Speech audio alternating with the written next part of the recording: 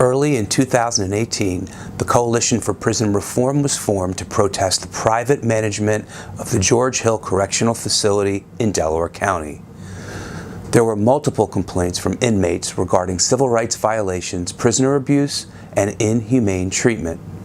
In this episode, we will profile an alternative policy, method, and attitude toward maintaining prisons in Norway, which has substantially reduced recidivism rates and has success in rehabilitating prisoners into productive members of society.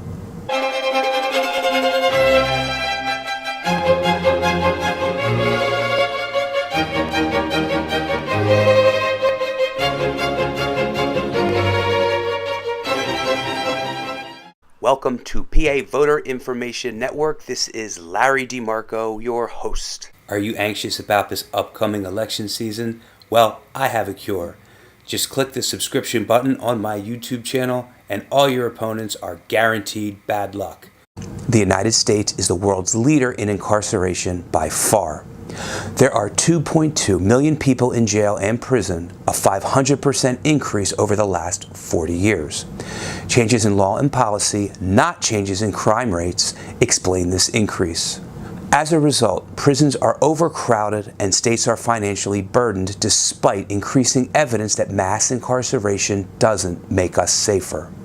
The tough on crime era and law and order candidates caused the dramatic growth in incarceration. Since the war on drugs in 1982, the number of people incarcerated for drug-related offenses in the United States increased by about 10 times.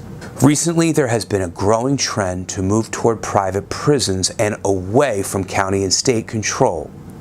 It's a $5.5 billion sector, and statistics show that private prisons generate more inmate complaints of inhumane treatment, more lockdown, violent crimes, lawsuits, and less accountability. It appears that the United States overemphasizes profit, punishment, and vengeance in its approach to crime. The contrary approach is in Norway, as illustrated by the Halden Maximum Security Prison, known as the most humane prison in the world. When I first saw a prison orientation video, I thought it was a SNL spoof of some sort, but it was for real.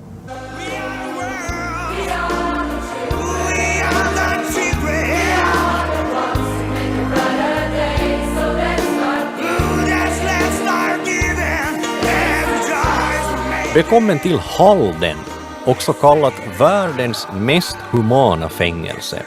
Byggt 2010 under mottot En järnhand i silkeshandske.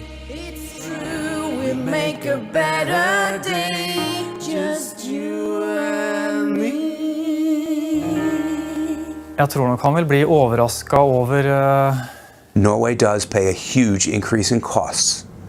A prisoner costs 3 times as much per year, $93,000, compared to $31,000 for the United States. But they can afford it because they incarcerate only about 10% the number of people per 100,000 citizens. The policy behind such a humane approach is that even a maximum security prisoner, those who committed violent crimes, for instance, will again be released into society and again be our neighbors. Norway justifies the expense with the belief it's not about being soft, but about being pragmatic. Behind me is what's regarded as the world's most humane maximum security prison. Not a single coil of razor wire in sight, and yet no prisoner has ever tried to escape. Violent incidents are extremely rare. The prison's ethos is simple. Everyone inside will one day be outside and will become somebody else's neighbor. A British reporter for CNN covered the Norwegian prison and made the following observations. There are no walls, no wire, no handcuffs here on Bastøy Prison Island. Just the water all around. But few try to escape.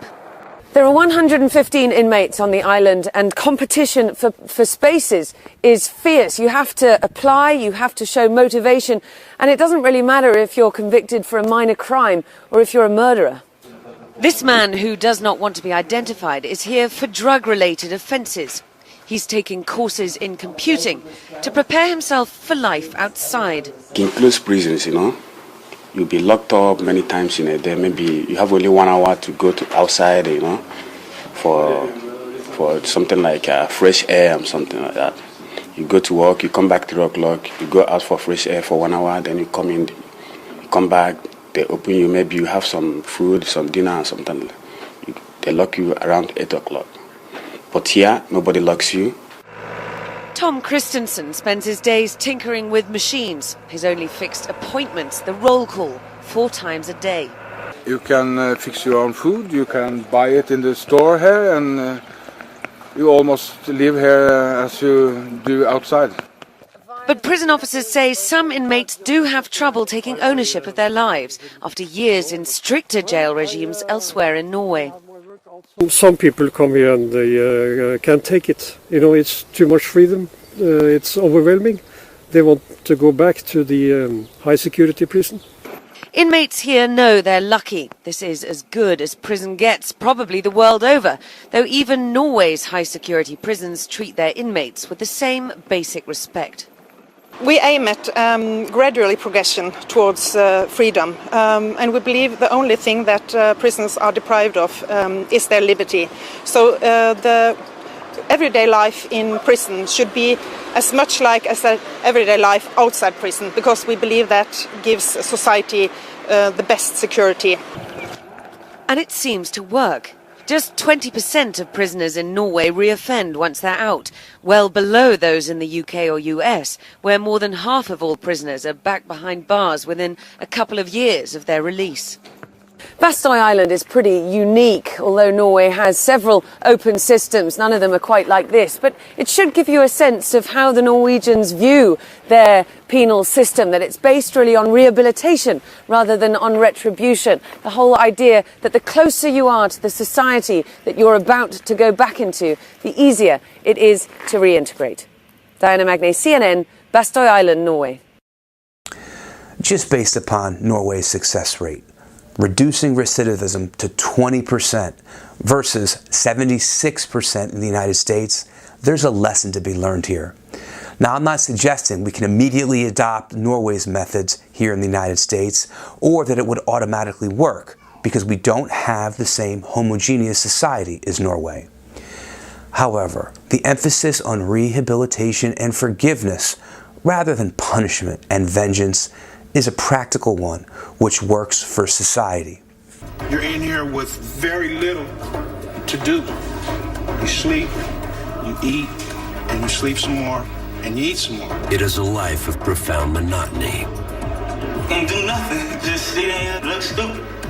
Same thing every day. Just lay down, read a book, and that's it. Day after day. It's hell. Year after year. It's like an animal in a cage, Spent in cramped, uncomfortable confinement. This is a 9x6 cell. Now, I can put my hand from here to here, and I can't even stretch my arms all the way out. Where boredom is interrupted by moments of sheer terror.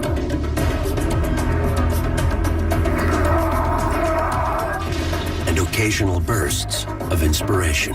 I've been working on this dollhouse for about 2 years now. They got a brother locked up once again. Inmates have a lot of free time on their hands. It's what they do with that free time that really kind of separates where they're going to go with their lives. Will they make use of their time in a positive way, or will time make use of them and they'll go to the dark side? If you like this episode, please subscribe to PA Voter Information Network. Share this link to people on your contact list and social media friends. Click the like button and leave a comment to start a discussion. Signing off. Tune in next time. Bye for now.